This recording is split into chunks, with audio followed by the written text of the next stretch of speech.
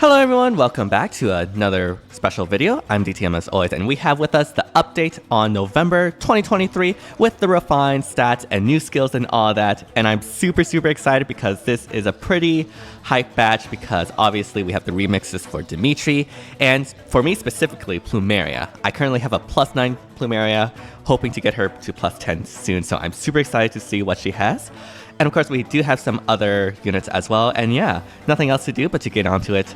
As always, if you like the content, be sure to like, subscribe, hit the bell, all that jazz to help support the channel. Only takes 5 seconds to subscribe, but it truly just helps us this channel a lot. And I really do appreciate all the constant support. And yeah, thank you again to Phoenix Master 1 for the graphic. Always really appreciate it. And yeah, let us start with Legendary Dimitri's new errand bar.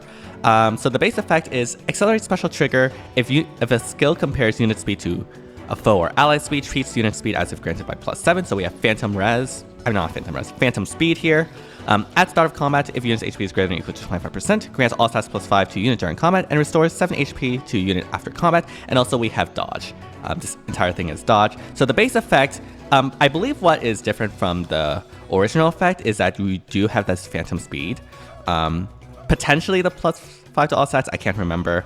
But yeah, the Phantom Speed here will definitely help with his speed checks because speed creep is definitely pushing it these days, especially for a tank.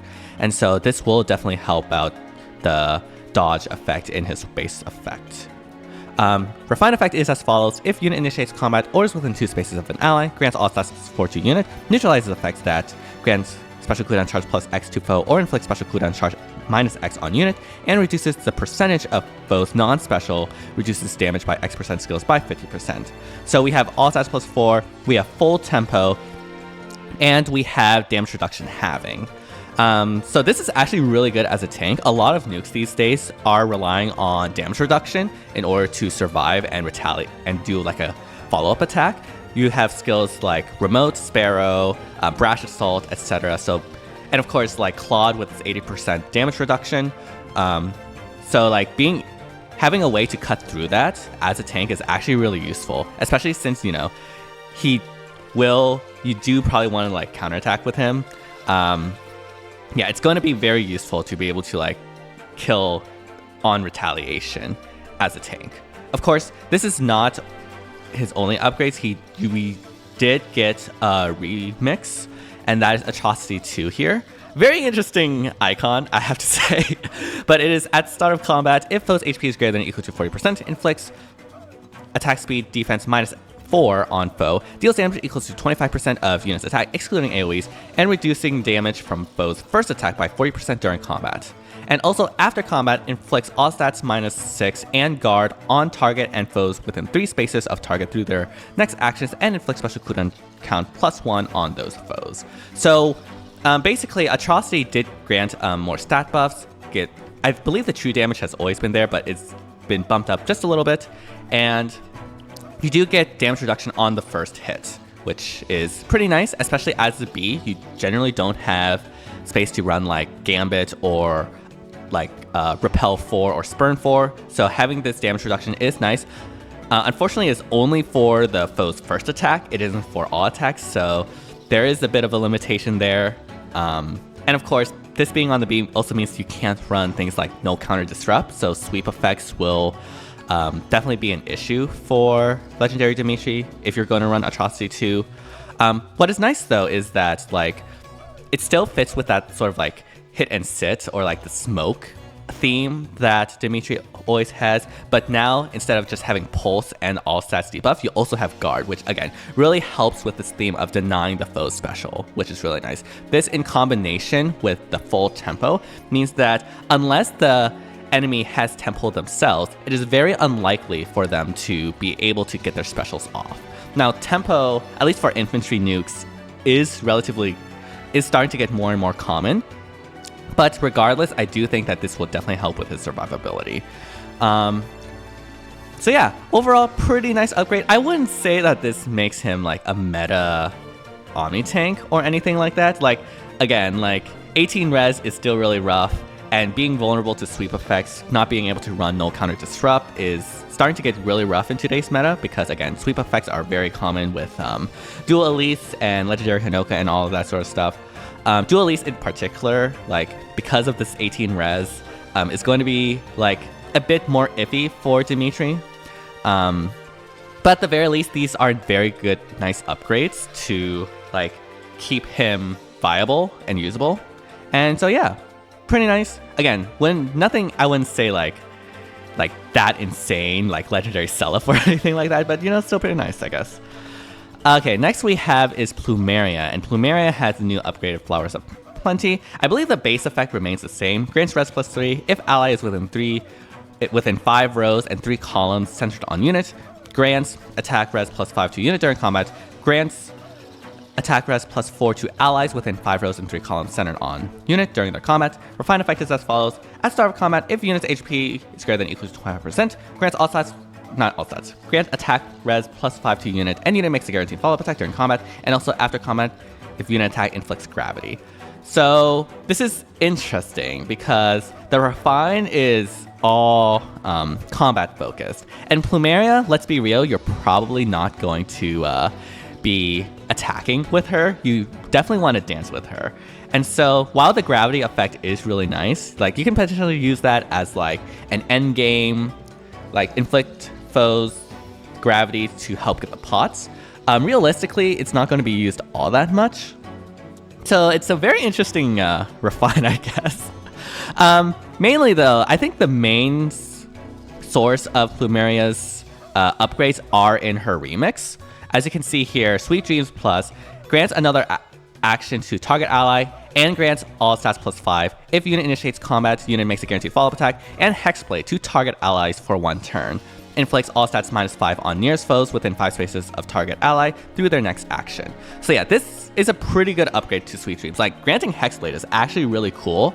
Granting Hexblade and guaranteed follow-up attack is always really nice.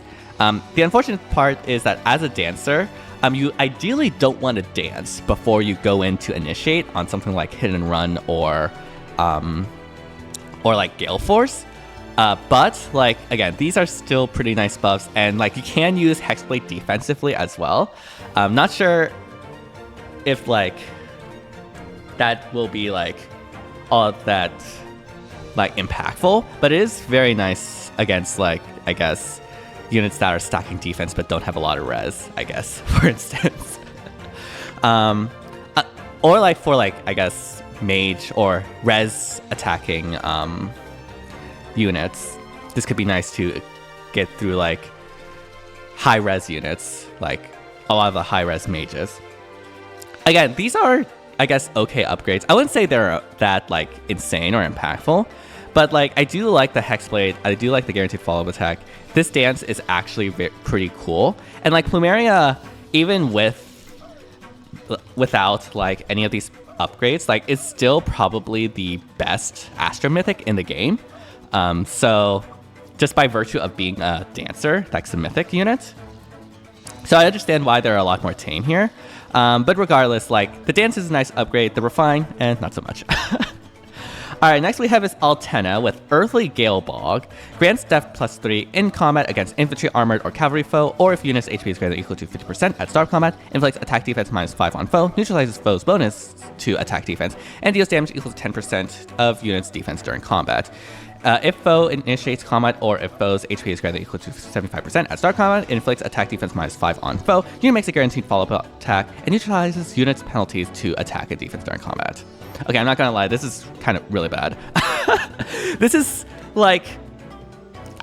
not FE's level, but this is literally like a 2020 Refine in 2023.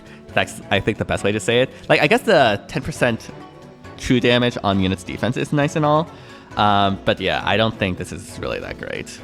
I'm not gonna lie. Honestly, in fact, like the neutralizing unit's penalties is probably bad because like you can't run Unity in that case. So yeah. Yeah, oh well. Alright, next we have is Young Marth, and Young Marth has with us Brilliant Rapier. Effective against armored and cavalry foes, grants speed +3 if unit initiates combat or foes' HP is greater than or equal to 75% at start of combat, grants all stats +4 to unit, and neutralizes foes' bonuses to speed defense during combat. If unit's HP is less than or equal to 80% and foe initiates combat, unit can counterattack before foe's first attack. Okay, so yeah, we have the all stats +4, we have neutralizing foes bonus to speed and defense, and we have super vantage, as long as your HP is less than or equal to 80%, which I believe is greater than like the normal vantage condition, which is less than or equal to 75%. Correct me if I'm wrong with that. But yeah. Refine effect is if unit initiates combat or is within 2 spaces of an ally, grants all stats +X to unit during combat. X being the highest bonus on each stat between unit and allies within 2 spaces of unit. Calculate each stat bonus independently and deals damage equal to 15% of unit's speed, excluding AoEs. Alright, so these are some decent upgrades, like the all stats +X depending on the bonuses of the ally. This is basically like an ally bonus doubler, if we remember. And the true damage is nice and all, but I don't know. I don't think a lot of things change with young Marth. Like, it's decent and solid, I guess, but I don't think this like will make him like stand out or like that insane, really. Like, these are like nice upgrades, but it's not that far from what his base originally. Like, I mean, I guess. Well, his rapier, it wasn't just like vantage and stats, so I guess in that sense, like this is pretty nice, but still, yeah. I don't think this will do much for young Marth. Alright, next we have is Mamori with Mirage Axe. Grants res +3 if units within 3 spaces of an ally. Grants attack speed +4, defense res +6 to unit, and foe cannot make a follow-up attack during combat. And also, if foe initiates combat, inflicts attack defense -X on foe during combat. X being the number of foes who have yet to finish their actions times 3, min 6, max 12. So the good thing here is that there is a minimum. So even if no foe has acted yet, you still get these daunt effects. Unfortunately, like, again, normally the unit that attacks first into you is the unit that deals the most damage. That's just how the AI generally works. And so ideally you want like the maximum immediately. So unfortunately, Mamori is not as synergistic as it could have been with like how the AI works. But still, it's pretty nice daunt effects. Daunt effects are always nice. For allies within 2 spaces of unit, grants defense res +4 to ally during that ally's combat and restore 7 HP to ally after that ally's combat. At start of combat, if unit's HP is greater than or equal to 25%, grants all stats +4 to unit during combat, reduces damage from attacks by 30% during combat, and restores 7 HP to unit after combat. Okay, so this is really interesting because like she actually has some supportive effects. Granting def res +4 and healing is pretty nice. And of course, like she does have some stat buffs of her own in the later of the refined weapon, like all stats +4, damage reduction, and the 7 HP healing as before. So overall, these are some decent upgrades. The healing is nice, but like we do have other sources of healing these days, like from Saline and like more relevant, I guess, Gatekeeper these days, who can provide the healing and do other things. Like, I just don't know where you would actually use Mamori realistically. I guess you can use her as a save, like a near save, and that could be really cool. But yeah, you can definitely use her. She's an armor at the end of the day. You can make her into a decent save, especially with its refined, the daunt effects and stat buffs and all that sort of stuff. But yeah, definitely not like not meta or like that impactful in my opinion. Alright, from one green axe armor to another, we have Flame Emperor now. With the new Flame Battle Axe, this is completely new because she had Guard Axe before. It is as follows. At start of combat, if unit's HP is greater than or equal to 25%, inflicts attack defense -X on foe during combat. X being 15 minus foe's max special cooldown count value times 2. Min 7. If foe does not have a special skill, penalty equals 7. And inflicts special cooldown charge -1 on foe per attack during combat. Okay, so here we have the guard from Guard Axe, but we also have a really interesting daunt effect in that, like, the lower the foe's cooldown special, the more like stat debuffs you can inflict. And most nukes will be running lower cooldown special unless they're running Gambit. So, like, for instance, say like an average special cooldown value you'll face is like 2. So that will basically mean you'll have 11, -11 attack and defense, which, you know, is pretty nice. It's pretty good. At start of turn, inflicts attack -7 and sabotage on foe within 3 rows or 3 columns centered on unit through their next actions. If foe initiates combat or foe's HP is greater than or equal to 75% at start of combat, inflicts attack defense -5 on foe and unit makes a guaranteed follow-up attack during combat. So yeah, this is very interesting because like it just applies this debuff at the start of turn within 3 rows or 3 columns and sabotage, which is pretty nice. Obviously in Astra season, this is not going to be that great versus teams with Freyr, but on teams without Freyr and in Light and Dark season, like these are some pretty nice debuffs. That's sort of the theme with this, like just applying a bunch of debuffs. And we have this here with the Daunt effects, even more Daunt effects, and unit makes a guaranteed follow-up attack.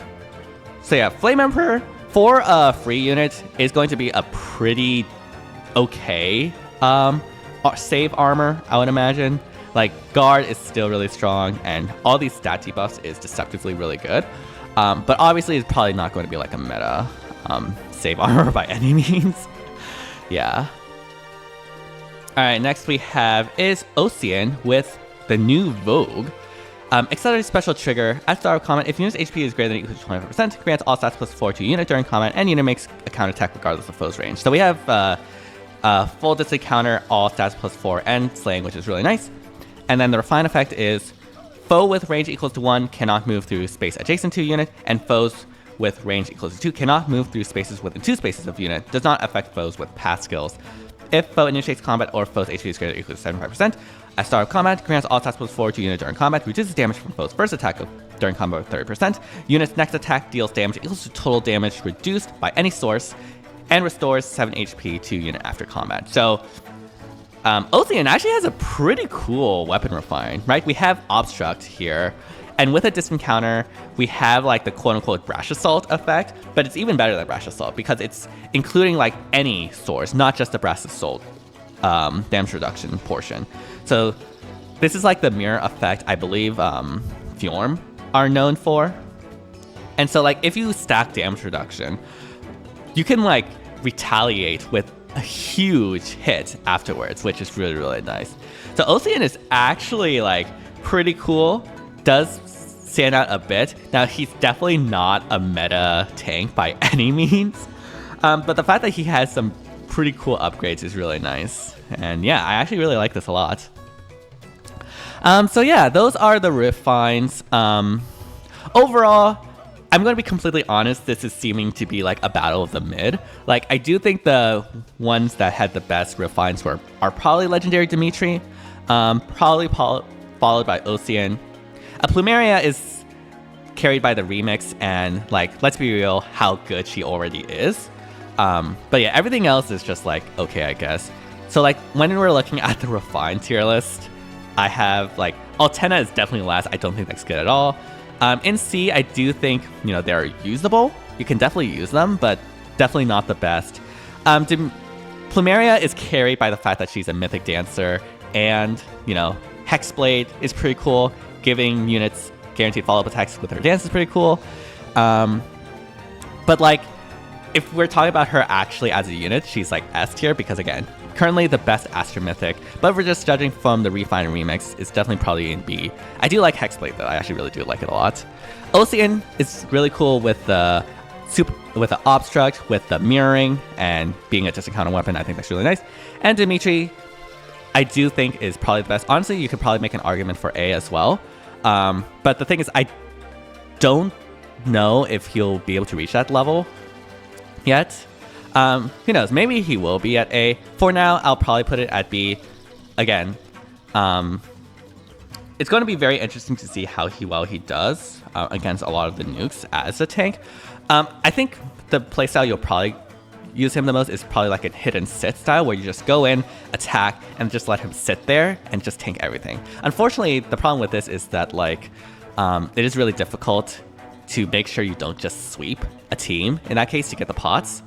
I guess in something like Arena, this is fine because like, actually no, in Arena, you probably want to wait to get like a bonus unit. But in Arena, there are cases where like the foes are more spread out, so it's probably easier that way. So yeah, between A or B, I would say Dimitri is. But yeah, that's not the only thing we have in this update. We do have the stats for the new banner.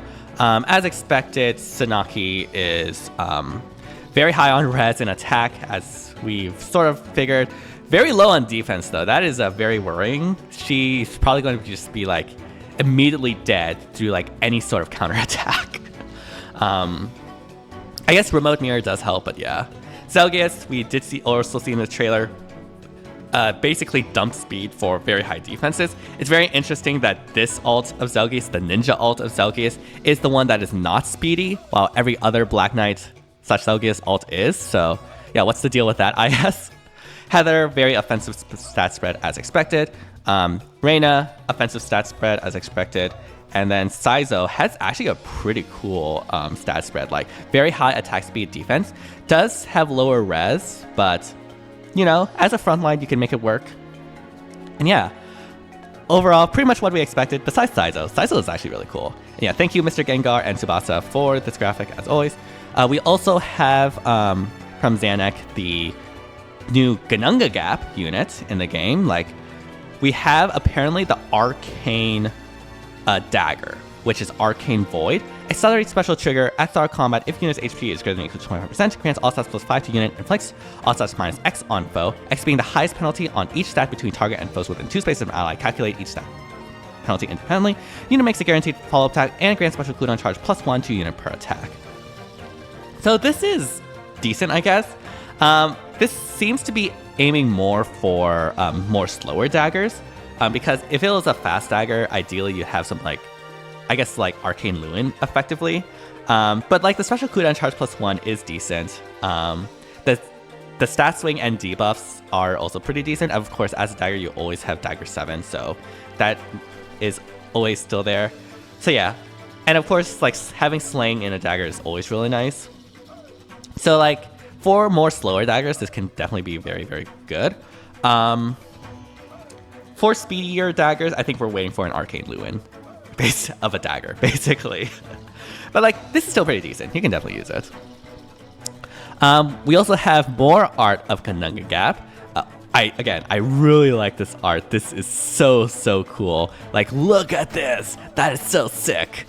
And yeah, pretty nice art. We also do have like the skills for Saizo. Kumo Naginata Plus. Unit can move to a space adjacent to any ally within 2 spaces. If unit initiates combat, unit attacks twice at start of combat. If foe's HP is greater than or equal to 7%, grants all stats plus 4 to unit during combat. I think this is a better... This is like another one of those ninja lances. Yeah, I don't think there's a lot to say about this. Like, this is decent and all, but yeah, obviously want to go with Arcane Lewin. We do have... Excuse me. Oh my goodness, that was terrible.